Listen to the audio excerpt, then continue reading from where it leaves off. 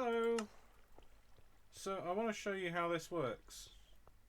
A lot of you have been wondering how the storage system works.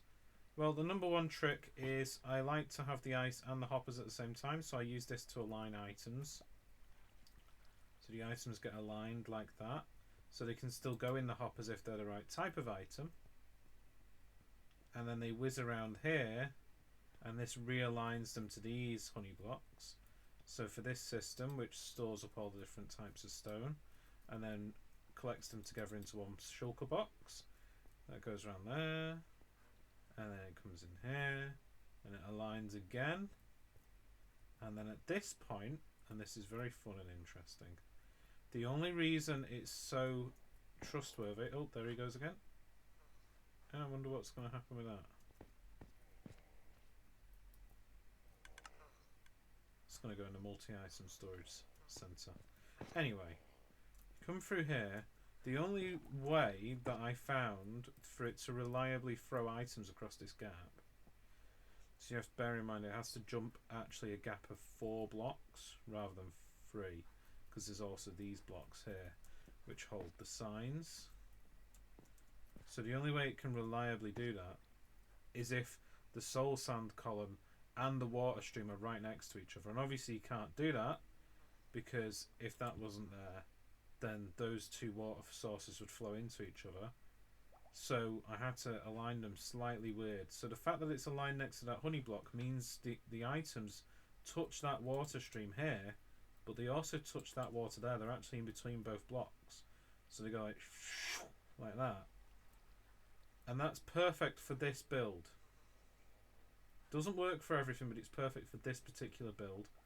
The items will come through very fast because it's had that water stream, and then this stream here is only 2 blocks long, which accelerates them, because the faster you can make water streams faster by having them closer to the source. So here it's the fastest, a little bit slower, a little bit slower, a little bit slower, and you can't see that in the water texture, but as the water's flowing, if you throw an item in there, it will slow down a bit. I don't know if you'll be able to see it here. No, you can't really tell when it's on ice, but it does still affect it. So it's really important you get it right. You see it's aligned there with that side so it doesn't touch the soul sand, whereas if I put it in here, we'll be able to see the items jump over. So they'll come through. We're on the way now. They'll come through, they'll just touch the corner of this, and that will be enough to boost them. You'll see it happen now. And it's reliable. And the only reason it's reliable is because of how fast the water stream is there. That's the fastest water stream you can have. And then it touches the soul sand bubble column as well, straight after. And what I've done here as well is once it goes through that storage cell, it also comes back round here, and then it uses the very same soul sand to jump the items again into this storage area. And you'll notice this time they're not aligned to a honey. It doesn't. The jumping isn't important here. I just want the items to get through this area into the next bit where we have my multi-item thing, which I'll show you in a different video, but here's a teaser. This is based off a Silent Whisper design, so if you want a tutorial that actually makes sense, I would recommend looking at his channel instead. But I've modified it ever so slightly for my needs by having 2 floors of it, setting one floor slightly back from the other, so it's very easy for me to organise the woods and stuff like that. This thing automatically organises all those wood types for me. I do think I probably want to have a chest for each wood type in the future, so I'm thinking of doing another one of these halls, so changing this area, getting rid of these blocks and changing them to different wood types, I think would probably be better.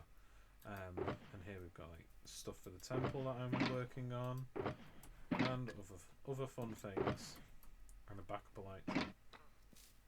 I always forget I've got 3 elytras. I broke one the other day as well. So yeah, that's it. That is how it works. It's pretty simple. The trick is just getting the flow right.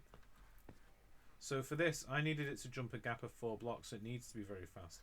You might want it to jump higher, in which case you can actually add more water on top of the soul sand, or make that flowing water before the soul sand slightly longer, and then the items won't be flying into it as fast, so they'll have more of an upwards jump rather than a long jump. And that is the basics behind it. I'm just walking around here thinking, all my redstone's pretty close to all the other redstone. Like, that's a door there, that's a door. So yeah, that's how it works. Thanks for watching this video. I'll catch you on stream, hopefully. And also here. Please subscribe if you want to see more stuff, actually, because then you'll get notified about more stuff. Especially if you click the little bell thing. It will tell you when I upload a new video. So I would recommend doing that. Do that thing. Do it now!